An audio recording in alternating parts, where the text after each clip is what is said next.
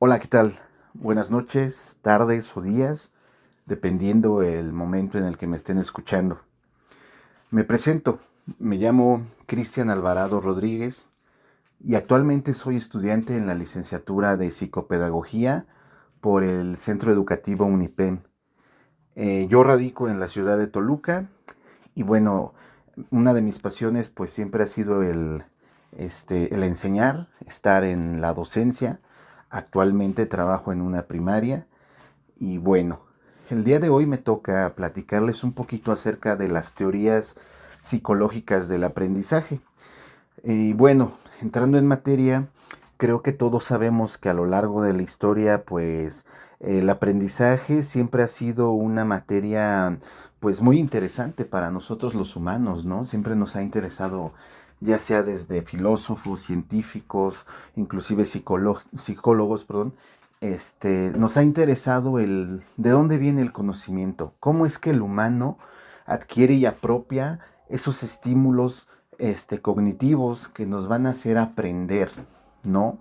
Entonces, bueno, el día de hoy vamos a repasar muy brevemente, sinceramente vamos a hacerlo muy breve, algunas de las principales teorías psicológicas para que veamos los contrastes, las similitudes, algunas de las opiniones que yo tengo en mi manera personal de cómo se llevan a cabo en las aulas actualmente algunas de estas materias, digo, teorías, perdón, y si realmente sería muy conveniente seguirlas llevando a cabo.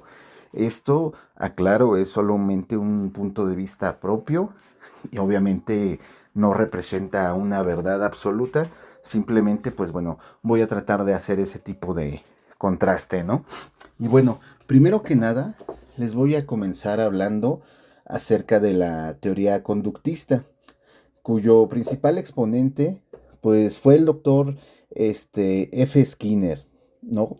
Un concepto clave de esta teoría, pues es que el aprendizaje es un cambio en el comportamiento que resulta observable, ¿no? Que resulta a partir de la experiencia. Es decir, cada individuo con respecto a su empirismo, su día a día, va a generar los conocimientos a través de refuerzos, ya sea positivos o negativos, ¿no? Lo que él le conoce o denomina como condicionamiento operante, lo cual se resume, o por lo menos yo lo entiendo así, a que si un individuo está totalmente condicionado a un estímulo positivo, es muy probable o casi seguro que este individuo va a hacer lo que nosotros le pidamos hacer.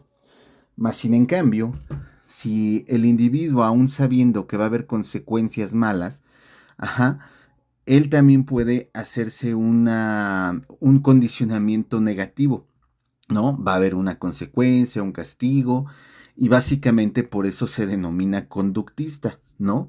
Nosotros vamos a tener ya un medio controlado en el cual vamos a decirle a los educandos qué deben de hacer, o si no va a haber una consecuencia.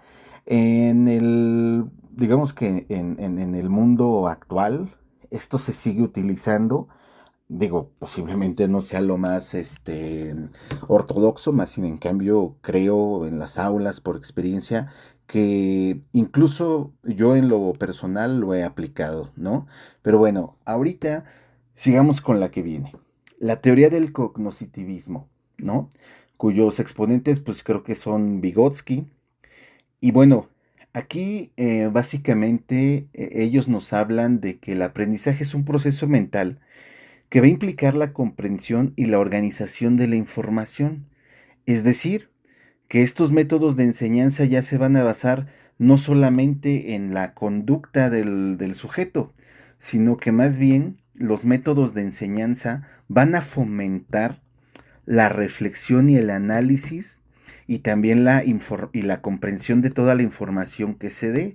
Es decir, tú como educante vas a tener que hacer o facilitarle a tu estudiante o a tus estudiantes que esa información la analicen, que no solamente se queden con el dictado, con la lectura, sino que sean y desarrollen un pensamiento crítico, analítico, y que bueno, esa comprensión los lleve de la mano para crear los conocimientos. Básicamente esa sería nuestra teoría de la cognitiva, perdón. Y bueno, rápidamente vámonos a la siguiente, que sería el constructivismo, ¿no? Cuyo principal exponente sería Piaget. ¿Qué nos dice esta teoría? Básicamente nos habla de que el aprendizaje va a ser un proceso activo donde los estudiantes van a construir, como su nombre lo dice, su propio conocimiento a través de las experiencias y la reflexión. Para esto, pues bueno, creo que ya uno se da cuenta que es muy parecida a la otra. Aquí la cosa es que nosotros podemos dejar al individuo tener las experiencias y sobre eso, ajá, que el individuo aprenda. Un ejemplo que que se me ocurriría, bueno, es cuando tú dejas a un infante a lo mejor con un juego de estos que tienes que meter las figuritas en una caja que tiene un negativo de las mismas figuras. Y bueno, él agarrando las piezas y tratando una y otra vez de colocarlas en su lugar, va a aprender la manera correcta de hacerlos conforme tenga éxito al introducir la figura en la caja, ¿no? Entonces, bueno, este es un ejemplo muy burdo, pero básicamente se habla de eso, ¿no? Y bueno, por último vamos a tomar lo que sería la teoría humanista, que básicamente es la teoría a la que más se inclina la escuela mexicana actualmente. Aquí estamos hablando de que fue Rogers y Abraham Maslow los principales exponentes, y ellos nos van a hablar de que para ellos el aprendizaje es un proceso muy personal que tiene que ver mucho con la manera en la que un alumno, un individuo, ve su autorrealización, ¿no? Que va a responder a las necesidades e intereses que tiene. Ajá, también a los objetivos que esa persona va a tener. ¿Por qué? Porque justamente por eso se llama humanista. Eh, Como nosotros sabemos, no todos los seres humanos somos iguales. Todos tenemos características, intereses, disgustos y gustos que difieren mucho del resto de los demás. En un aula es importante que un docente considere este tipo de diferencias y factores para poder llevar a cabo su labor docente de una manera justamente humanista, considerando las principales necesidades que van a tener sus alumnos. Ajá. Esta enseñanza pues básicamente va centrada al estudiante en su atención y a sus necesidades emocionales. Esto es importante decirlo porque también nos habla de que un docente aquí tiene que ser muy empático con las emociones de los alumnos, justamente para ponerse empático. Y bueno, aquí, bueno, en la práctica que tengo que hacer para este trabajo, nos están hablando de que cómo funciona la psicología positiva y la de la felicidad en nuestras aulas. Y bueno, esta pregunta es muy interesante, claro que sí, porque justamente nosotros, digamos que como individuos occidentales, y así lo miro yo, a veces se nos olvida mucho ese factor, ¿no? De ser positivos y llegar felices al aula. ¿Por qué digo esto?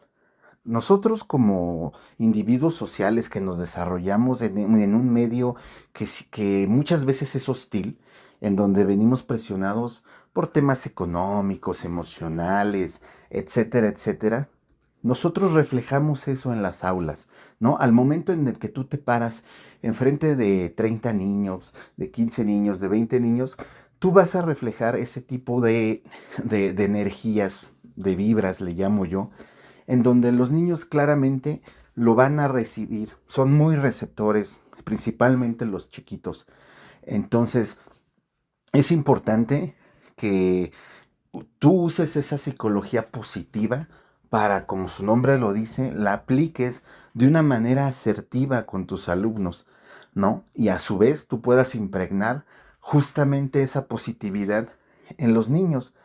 Y básicamente creo que esta teoría psicológica pues nos ayuda a no solamente complementar a la teoría humanista con, con las otras, sino que también nos habla mucho de que tú como docente tienes que tener esa cabeza fría, esa actitud positiva para poder tener mejores resultados en el aula. Y se nota, claro que sí. Cuando yo estoy dando clases, si yo vengo de malas, si vengo con una actitud pesimista, muchas veces ni me hacen caso. En cambio, cuando vengo con la energía, con todo el power acá, los niños, son muy receptivos y créanme que se nota. Se notan los cambios, se nota la diferencia y básicamente creo yo en tema personal, mi opinión, pues que a esto se refiere un poquito esta teoría. Así que bueno, pues espero que no los haya aburrido mucho. Les repito mi nombre, yo me llamo Cristian Alvarado y esto sería todo de mi parte. Les agradezco la atención y gracias y buenas noches.